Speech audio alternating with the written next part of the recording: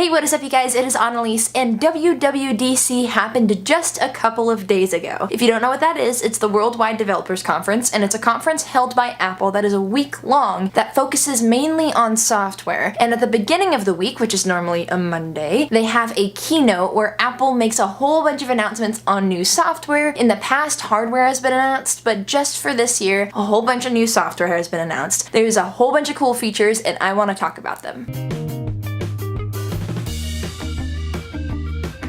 The keynote was at 10 a.m. on Monday, June 4th, 2018, and you bet your boots I was up in my bed. I almost slept past it like I did last year. I found it in my time hop that I slept past it. I was very upset at myself last year, but this year was good. Thanks, Mom, for being my extra alarm clock. And I watched the keynote from the comfort of my bed because unfortunately I wasn't invited to the keynote because why would I be? One day I could only hope and pray. This year, I watched it from my bed. I was freaking out watching it on my Apple TV. There were so many cool announcements, and so what I wanted to do for this video was do kind of like a MySpace top 8 favorite announcements from this year's keynote. Now, they talked about a whole bunch of different things. iOS 12 that will be coming out in the fall for your iPhones and your iPads. Mac OS Mojave, which will be coming out for Mac, and then watchOS 5 for your Apple Watches, and then Apple TV OS 4, I think. To be completely honest, I tuned out maybe just a little bit during that part. It wasn't that exciting. There wasn't a lot of stuff that I was like super thrilled about. But in the other operating systems there are. No hardware this year, just software. I love software, so I'm really excited to talk about it. So if you are interested in what my top 8 favorite announcements across the board are, go ahead and keep on watching. So I'm going to be going from 8 to number 1, and these are sort of in the order. Number 1 is really the thing I'm most excited for. Like number 1, 2, and 3 are like, that is the most accurate order. Everything else is just kind of things I'm excited for, but I didn't put them in a specific order. But anyways, number 8 on my list is automatic workout detection and retroactive credit for the Apple Watch Workouts app. So I've been kind of like on my fitness grind lately. I've been pretty proud of myself, and my Apple Watch has been something that's kept me really accountable because it lets me know, hey, you're getting closer to your goal, you want to close those rings, all that stuff. Calorie counting and workout activity and exercise points. And something that I have found recently in my ventures to the gym is that I'll be on the treadmill for maybe like a good 10 minutes and then it will hit me, oh hey, I can start a workout in the Workouts app on my watch. And then I start it and then it doesn't track anything that I just did, and then like I forgot about it, and it's just something that maybe I don't think about right away. Like I get on the treadmill, I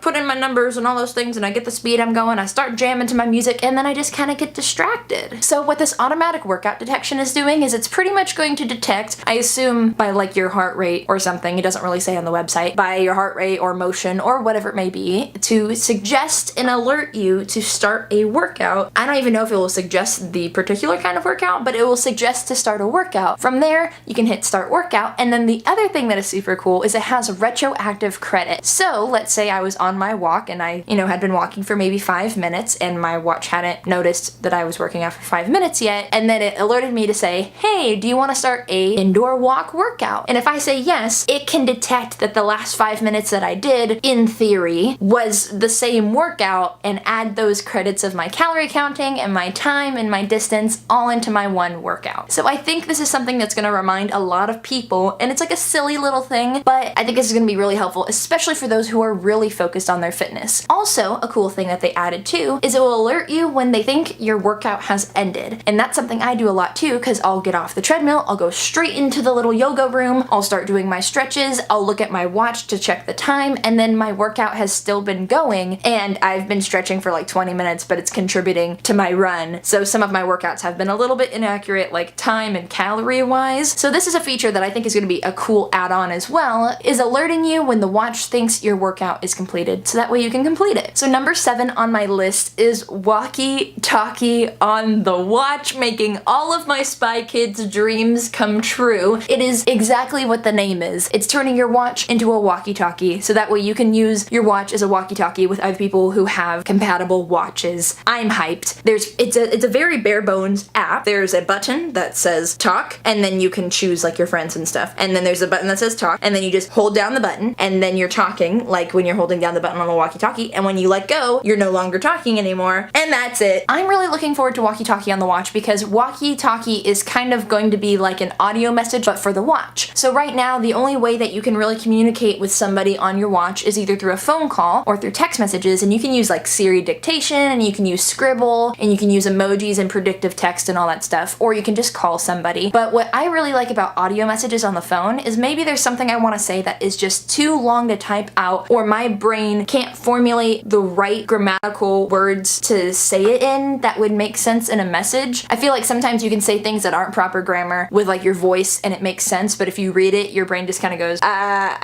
does not compute. So that's why I like audio messages a lot. Having your watch have the ability to send messages through walkie-talkie is going to be really cool. I think it's going to be really convenient. The only issue that I see immediately is that in the keynote they did say you'll have to give somebody permission or access to be able to use you as a walkie-talkie contact, but from that point on, you never have to give them access again. And so my question is, will the walkie-talkie start talking if somebody's walkie-talkieing me when my watch is on silent, when it's on do not disturb? Like, how does that work? Like, what if it's at my side? Do I get like a buzz, or does it just start talking at me? Because that's gonna be an easy way to scare me. And if that's the case, I might not use it because I can get startled easy sometimes. That is one of the questions that I have about walkie-talkie. We're going to table that for now and come back to it in the fall when we do actually get the operating system. Number 6 is moving on over to the Mac with dark mode for Mac. So something that macOS Mojave is bringing to all of our Macs for free, because all these software updates are for free if you did not know that. But macOS Mojave is bringing dark mode, and what's really cool about dark mode is it gives you kind of this dark space gray, space black hue, look, feel on everything, and that's in messages, that's in your Finder. Your calendar app looks really cool with dark mode, as well as this is something that all the developers were getting really excited about at the keynote. This program called Xcode, which is for writing code, and developers write code to make software. So the fact that you get dark mode on that program too, I bet you all those developers were super excited because dark mode looks really cool, as well as it's really easy on the eyes. I'm somebody who uses my computer a lot for either school or mainly editing my YouTube videos or editing pictures, and so to have that darker feel instead of that bright white or like that bright whitish gray is going to be really nice, especially for those days when you're spending a lot of time in front of your computer. Also, an added bonus is dark mode looks really badass, and oh gosh, imagine it on all of the space gray computers, like the space gray MacBook or the why did I say it like that? Or the space gray MacBook Pro or the iMac Pro.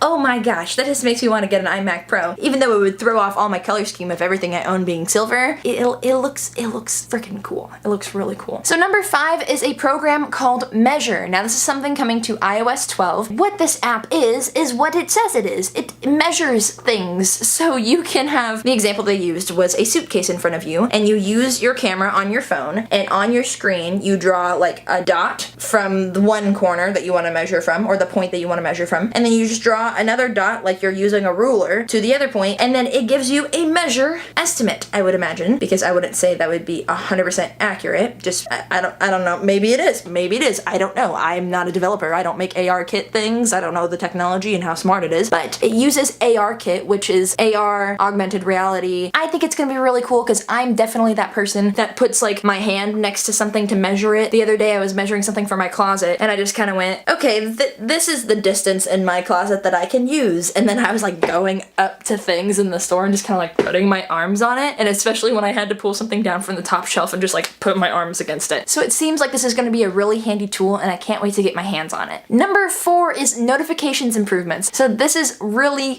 there's a lot. So first is grouped notifications, which I think is really neat because what it's going to do is, you know, when you're like in a group thread or something like that, and you get a message and it comes in on your lock screen, but it's like separate, it's these separate little dudes, these are all different, but this is like a separate message in one group thread. What grouped notifications is going to automatically do for you is kind of pull them together in a stack, so that way you can see you have X amount of notifications from this certain category of things. So it might be messages, it might be Twitter, and then you can either either hold down the little stack of messages, or you can force press on it and then it will unfold them and you can see all the messages in them, or you can clear them all at once. Or another thing that is a notifications improvement is you can manage your notification settings within your lock screen and within the notification. So let's say you have a Twitter notification that comes up and you never go on Twitter. This is obviously not me in this case because I love Twitter. But let's say you get all these notifications from Twitter and they're in this little stack and you just decide, I don't want to get Twitter notifications anymore. I never go to them when they pop up. I don't go to Twitter that much, or whatever this program is in your scenario. What you can do is edit your notification setting for that specific notification, which I think is really neat because there are some programs that I have on my phone that give notifications, but I don't think they're necessary. So I use Pinterest rarely, but I don't need notifications from Pinterest. Same thing with like some photo editors give me like notifications for things which I think are just draining my battery life. And so I'll get one notification and it will clear, and then I just forget to go back to my notification settings and turn that off. So I think this is going to be a really cool tool for people to adjust what comes and alerts them on their phone, as well as hopefully saving some battery life. Number 3 is the program or the setting or whatever it is called screen time. So what screen time is going to do is pretty much show you how much you are spending on the screen on certain programs or on your phone in general or on your iPad, which I think is the coolest, especially in this day and age where everybody is constantly on their phones, and I feel like sometimes people get trapped in their phones. And what's really neat about screen time is you can go into this section in your settings and see how much of your time you're spending in certain apps, as well as, this is what I think is really cool, create allowances for yourself for how much time you're allowed to spend on the certain apps. I think this is the coolest, especially, and I was freaking out about this, even though I don't have kids, they've created an option for parental controls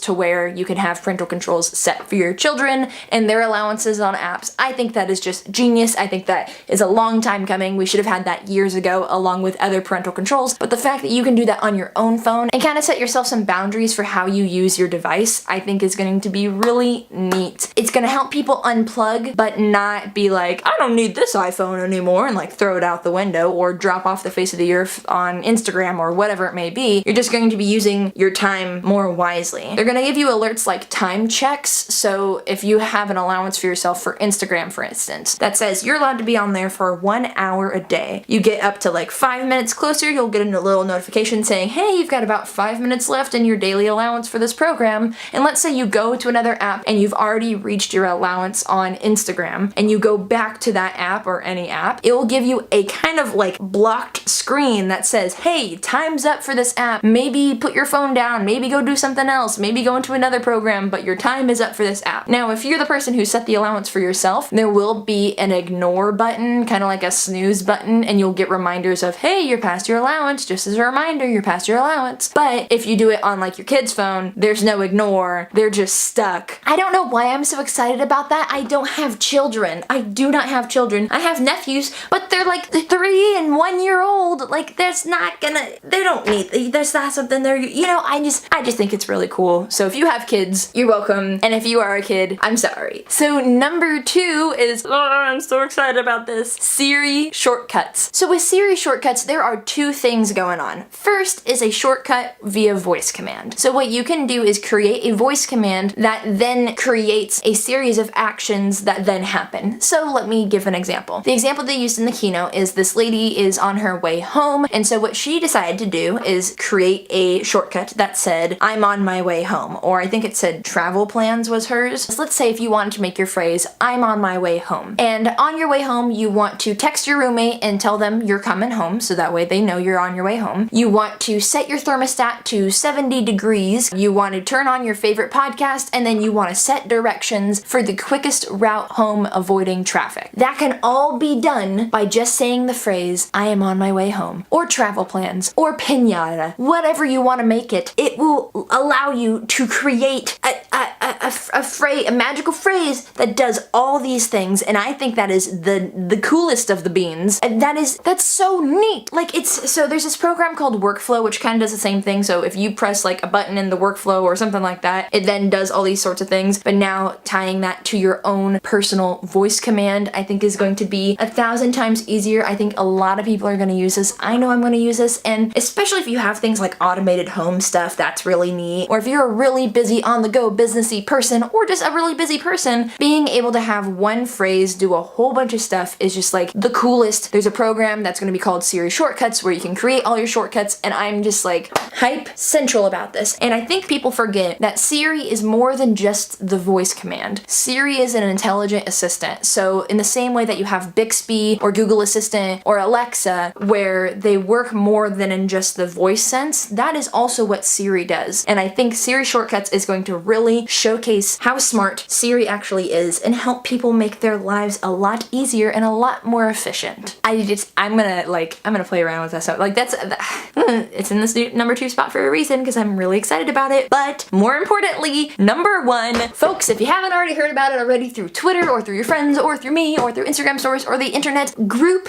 FaceTime is being blessed to us. Finally, we've been complaining about it for long enough. And my favorite thing that I've seen on Twitter since this announcement is we've been complaining so much. Apple never wanted to hear any more complaints about this. So group FaceTime can be used with up to 32 people. 32 people in a group FaceTime. Holy moly. Bucket list. Bucket list. I want to create a group FaceTime with the max of 32 people, with people that at least know each other or are willing to be in this stupid FaceTime, just so I can say I've done a 32 person FaceTime. This is what we've been asking for. I think Apple is seeing how Facebook Messenger really has a market in a lot of cool messaging and communication features, just because they're the only ones doing it right now. And one of those things that they do have is group FaceTime, but Facebook, group video chat. Facebook has a group video chat feature. I have experienced, and back in the day too, I used to use like Uvu or Skype when it had those features, or when I used them, or when they were popular. I would use those features because sometimes you want to talk to more than just one person via video chat. Not only if it's something that you're using for like a conference call or for business, but also for friends and families and stuff. I think group FaceTime is like, I'm so excited for it because it's gonna be a really great way for more people to stay in touch, especially groups of friends to stay in touch. So that way you can still share all those memories you have together as a little pod of friends. And there's like new features where you can use animojis in FaceTime, and you can use stickers and effects and all that crap. But the most important thing is group FaceTime. And you can have 4 people in like these tiles on like your main screen of like your phone. And then at the bottom, there's like a scrolly bar of people who maybe aren't talking or aren't in focus on the group message. But soon as somebody starts talking, their tile becomes larger. And if they're in like the little scrolly bar, if you have like 32 people on your group FaceTime,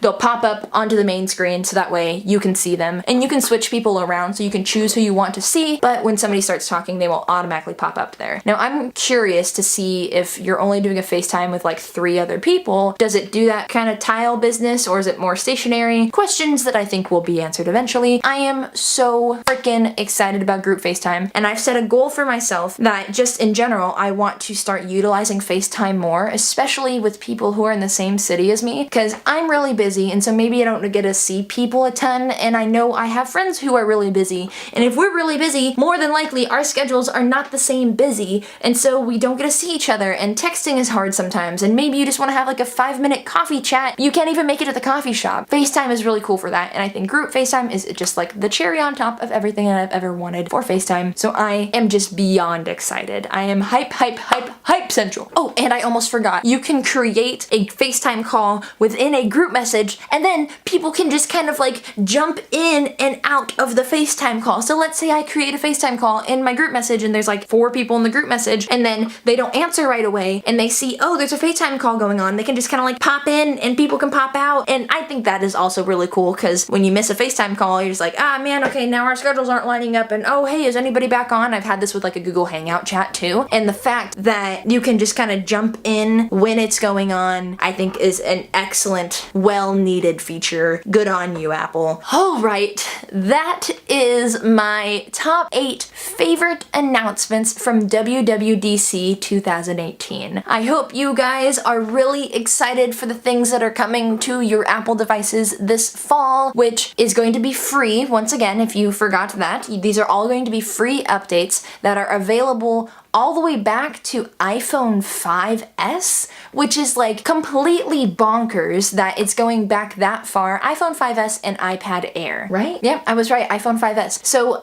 pretty much everybody can, if you have a phone that was made in the past 4 years, whoa, if you have a phone that's 4 years old, you can update to the latest software. Possibilities have opened up so much by these softwares being compatible with older devices. I can't wait to find out more as the betas come out, and then the public beta comes out, and then the software comes out in the fall, and in theory we get new devices in the fall too, because that's what always happens, Apple. We know your trick, the jig is up, but it's okay, we'll pretend like we don't know. Shh, everybody just pretend like we don't know that iPhones come out every single year in the same time in the fall, and that happens to be also when your software comes out. Why do you wait for it to come out in software? I'm really excited about this stuff, as you can probably tell. I hope you are excited too. I hope you enjoyed this video. If you did not already know these things from the keynote, I hope you learned something new today if you didn't already know these things about the keynote. But if you did, and you just like hearing my perspective, that's cool too. Or if you're just excited and you want to talk to somebody who is also excited, comment down below. Let me know the things you're excited about, even if they're things that I didn't mention in this video. I want to know what you're really hyped about, and there are so many other things that I am really excited for when it comes to the things that were announced with WWDC this year, but I just wanted to kind of have a short video condensing my top 8 favorite things. Well, thank you so much for watching. I hope you enjoyed this video. If you did, give this video a thumbs up. I would really appreciate it. If you want to see more videos from me in any way, shape, or form, hit that subscribe button and then hit the little bell icon so that way you'll be notified the next time I post a video. As well as I have a website, I have a podcast, and I have a Patreon, so go ahead and check those out. Otherwise, guys, that is it for me. Thank you so much for watching. Stay beautiful, have a marvelous day, and I will see you guys next time. Bye!